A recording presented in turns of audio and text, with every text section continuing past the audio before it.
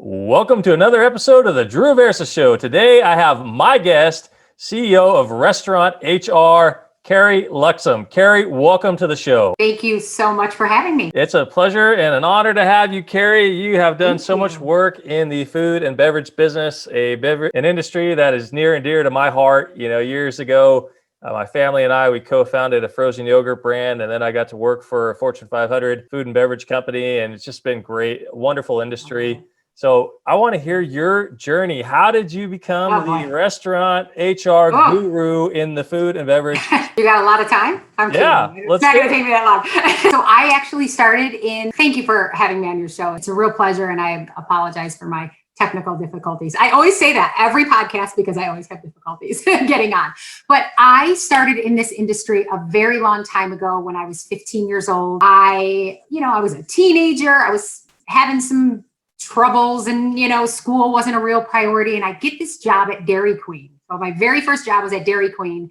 And it was really, and I didn't know it at the time, but it was really life-changing for me. The franchisees that own this one little store really helped me, get my life together and focus on the future. It was a great little place. It was so much more than just, making ice cream cones, although I did do that very well. So I spent a lot of time there. I got some other jobs, and I had been, throughout my teenage years, I worked in restaurants, and I also have always been very entrepreneurial. So as I was slicing pizzas or at Dairy Queen or wherever I was working at Olive Garden at one point, I also tried to do little businesses, everything and anything that you can imagine, from window cleaning to stuffing stuffed animals into balloons, selling M&Ms. I was doing it all. Okay. And I was on a mission to do something big in this world. And I decided in my early 20s, I also had worked for my father's he had a little manufacturing company, and I decided to leave my small town and move into the big city of Chicago and try to figure out what it is I was going to do. And I moved to Chicago, and I had the good fortune of meeting the visionary behind a small concept called Potbelly Sandwich Works. I was started with Potbelly when I was 27. This guy, this visionary, entrepreneurial, great human being, gave me an opportunity to start and head up the HR department when I really didn't have the confidence or the qualifications or the education, but he saw something in me, and he sort of gave me this chance when there were only 3 restaurants to start this up with him. So I spent over 10 years with Potbelly. We grew from 3 restaurants in one market to 220 plus in markets all over the country. And it was, needless to say, an amazing experience. It's really where I learned so much about supporting operators and, how to run a business. It was so much more than HR for me, and it's actually where I met my husband. My husband was like the first operator I did the orientation for. HR and operators sometimes get together. That's a whole nother HR story. Okay. We'll talk about the good side of HR. That sounds like a perfect HR story. It was appropriate, don't worry. But anyway, so I spent a lot of time there.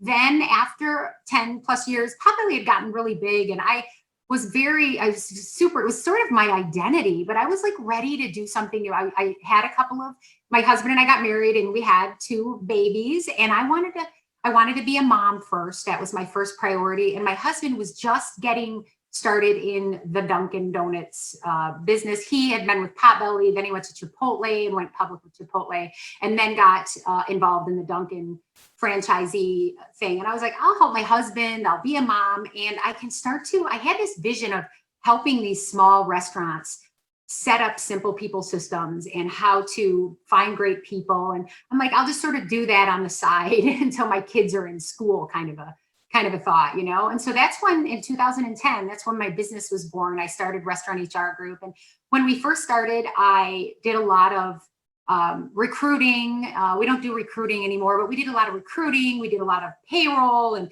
started to do HR administration. And it's sort of evolved over the years into having this full HR and payroll support company that we outsource all of this to restaurants of all different sizes. But as I was growing this, I saw there was still a hole in the support that was needed out there. So essentially, over the course of the time that I've owned that business, I started to really, I sort of have three tiers, if you will. I give out, I'm on a mission to create more restaurant success stories. And the first way that I do that is I pump out a lot of content on social media. So that's information that I put out there that is absolutely free for people to digest. I do some videos, I do articles, I make little posts, I answer questions. I'm affiliated with a couple of podcasters and 1851 franchising. I have a little column there. And so I try to give back my knowledge and what I learned through operators and things like that. The second tier, if you will, is the Carrie Luxem brand. I have a membership platform where we basically have members from all over the country who become Carrie Luxem members, and they have access to my platform, which is filled with tons of content, forms and templates, and we have articles and videos, and it's all packaged very nicely. So it's a lot of the stuff that I do for free, but much more information and much more easily accessible. And then through the platform, our members can reach out to us through the platform, all done digitally, and they can ask their questions, or they're going through a rough termination, or different things are happening, and they can reach out and we respond back within hours, giving them the advice that they need. And then the third part is obviously Restaurant HR Group, where we actually do the work, they outsource it to us, and we handle sort of everything. And so through all of those different methods, I'm able to make a really big impact in this industry that I love so much.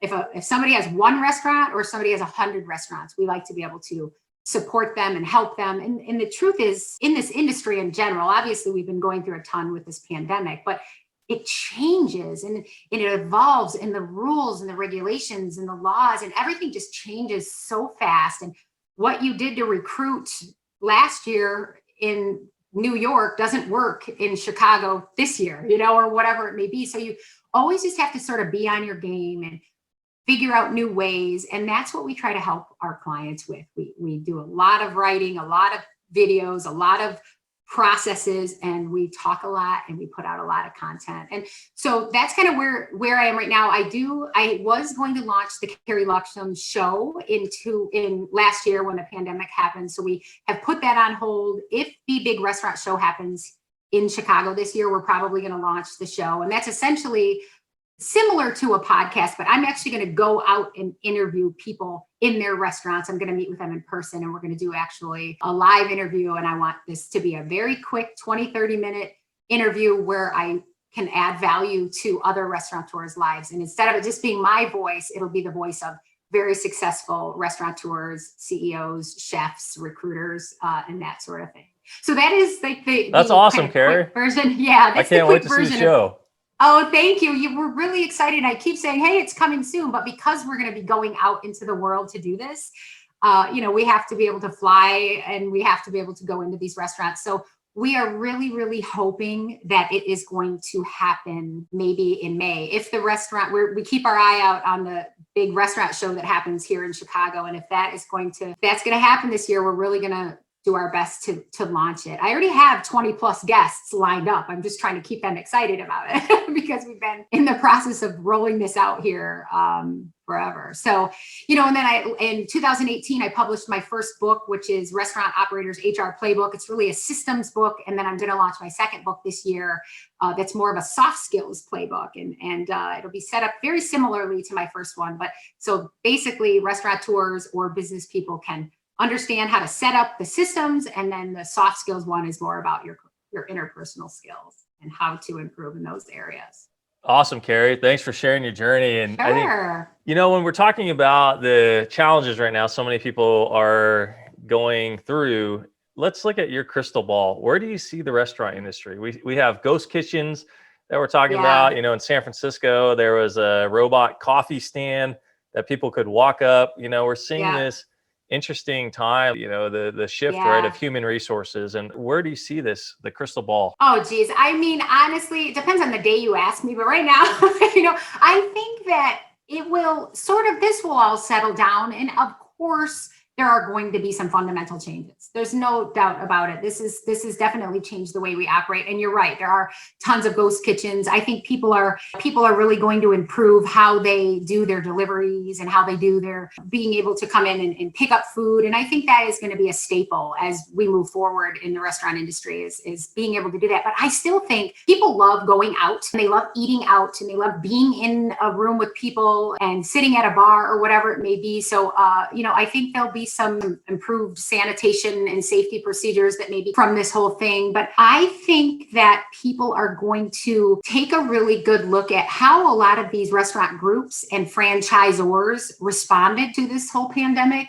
And they're going to decide where to invest their money or where to work. And we're going to see maybe some improvements in the talent and that sort of thing. I think this was a big eye opener for, who's really not just running great restaurants and has great food, but who really does a great job at handling some of these hard things and who really stepped up and managed through this and led their teams and really shows compassion to their customers and were adaptable. And so, I think that it'll all, like I said, I'm trying to answer your question, it'll all settle down. And I think it'll sort of get back to feeling the way it did before this, which is going out, sitting in your favorite restaurant or getting a meal, and you'll have increased sanitation and safety procedures. Likely you'll have more options to do touchless things, whether how you check in this, certain ways or how you pick up your food. Maybe those things will be improved, but I think hopefully it'll feel kind of like it has for many, many years, which is out talking to people that you meet and having great service from bartenders and servers and cashiers and different things like that. I'm really hoping that we get back to sort of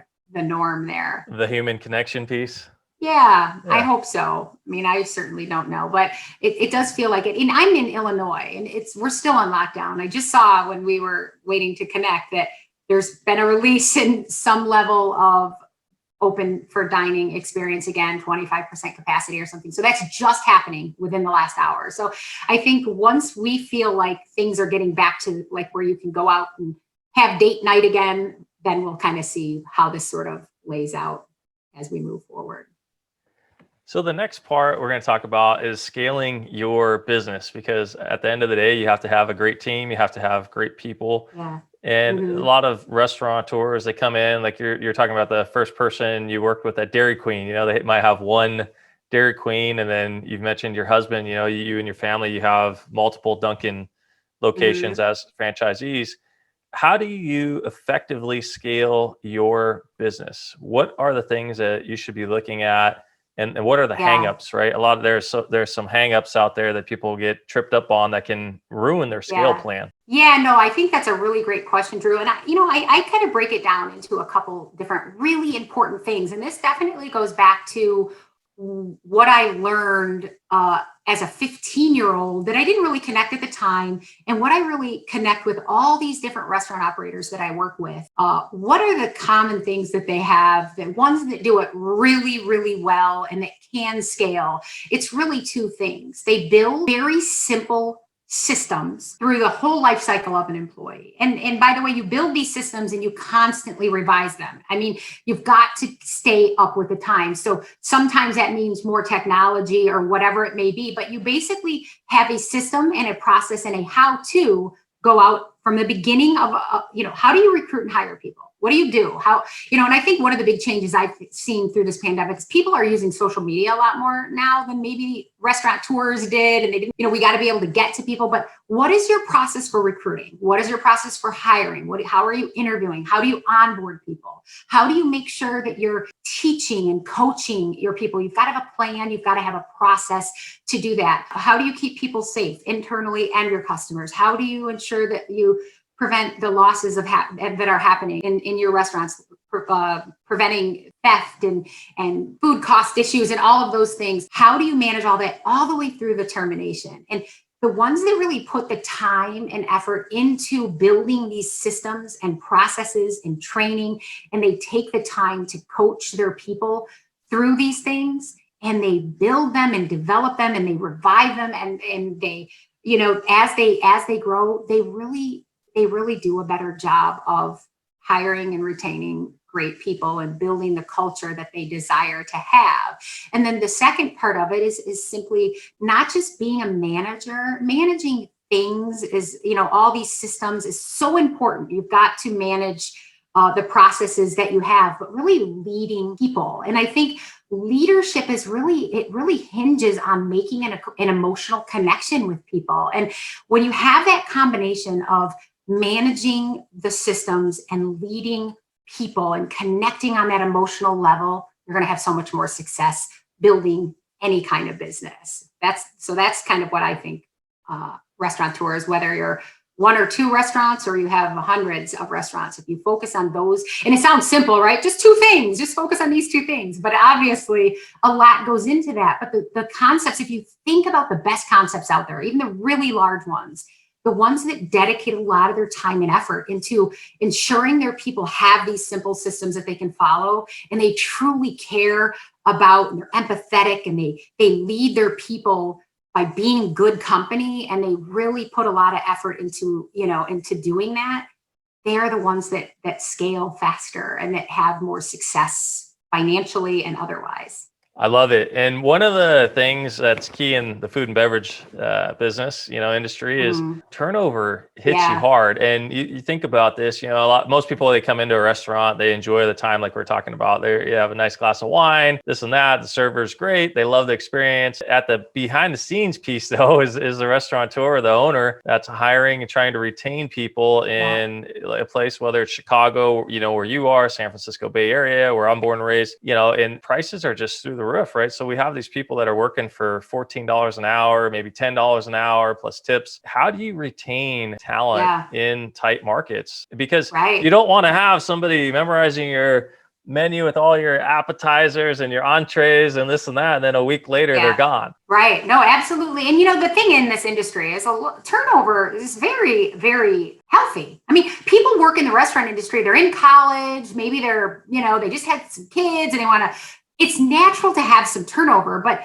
I think this comes down to, like, if you have atrocious turnover and every time you bring somebody in, you're losing the team, and you're investing all this time into training, and you can't keep like your core people for a long time, it just comes down to loyalty. And if you can figure out how to build loyalty, and there's so many operators, Drew, that think about this as like, hey, I'm the boss, right? And you got to come here and I'm paying you, so you got to work. And they don't make that connection with the people on their team.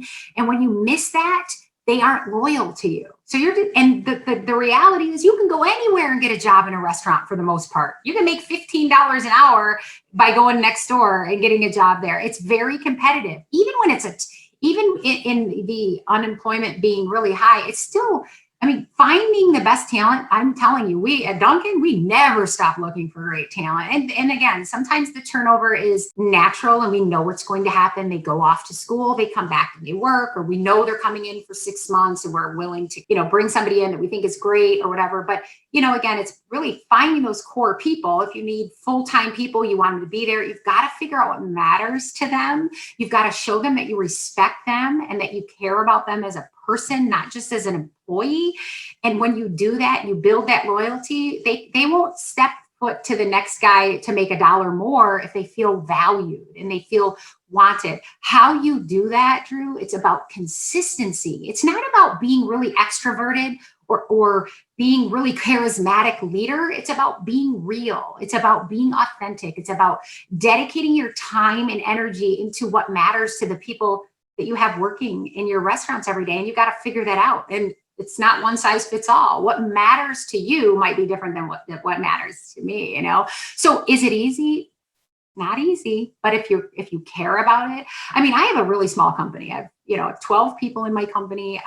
I talk about culture all day long. I'm writing books on it, for crying out loud. And I constantly am trying to figure out how to be a better leader, how to build a better culture. How do I keep my people really engaged? It's a never ending, I don't want to say battle, like it's a negative thing, but it's a never ending process. It's where I'm constantly trying to figure out how to better teach, how to better lead, how to better engage. So my team stays with me and they want to grow and they want to learn.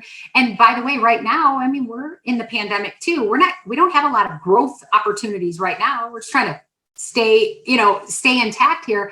So I've got to figure out how to keep my people really engaged, because I know they could go out and find something somewhere else or whatever. So it's a constant effort. I think a lot of times, Drew, restaurant owners or business owners in general, they care so much about that experience that the customer is going to have. They're so focused on marketing efforts to bring in new customers, or how that customer gets this great experience. And they really focus on that, and they forget to do that with their internal employees. Are you building fans internally? Are you putting effort into creating an experience for them? What's their experience in the recruiting process? What's their experience in the onboarding process? How are they learning and growing when they're with you? Don't forget about them, and don't always think about looking for new people. Like, take care of the people that you have and create an experience for them, and make your goal creating fans internally, like you do for customers, and you are going to be in a whole lot better place to retain. That's great, Carrie. And one of the things that I always did was I talked to my employees. I said, you know what? You need to be the CEO of your business unit. I want you to think about being a leader as opposed to just managing. So let's talk about the difference between management and leadership. How can you develop more leadership capacity within a manager of a multi-unit franchise? Because you can't always be there as the leader, right? Everybody's, the boss is here, the leader's here. At the end of the day, you just can't be there if you have 20, 30, 40, 50 locations all the time. Yeah. Well, here's what I'm going to say. I think that managing and leading are both super important. They're both essential to the success of a business. I don't think everybody has necessarily what it takes to be a great leader in terms of who they are. And some people don't want to lead, they want to be told kind of what to do or whatever it may be. But I think the core difference between managing and leading is you definitely manage tasks, you manage processes. It's, and for the most part, people don't want to be managed. They want to be led. And so you lead people by making these emotional connections that I talked about. And you do that by tapping into people's hopes, into their fears, into their goals. And, not everybody is cut out to necessarily do that. And I think that you can do that. It doesn't matter if you are the cashier, or if you're an accountant, or if you're the manager of the store or whatever. People can be great leaders. It's not about the position that they hold. And I think, you talked about how do you get people to do that? You show examples, you tell stories, you talk about things, you connect when, that cashier did this for their employee or for their coworker, this special thing that they did for them because they couldn't find a babysitter. So they did something really great. That's leadership. You stood up and you went out of your way to make this person's life better, and connecting it in that way. I think sometimes people think that leadership is about, being in a position of authority, or it's about, being a certain type of personality. I told you before we started recording, Drew, that my husband is the franchisee for Dunkin Donuts, and I have my own company.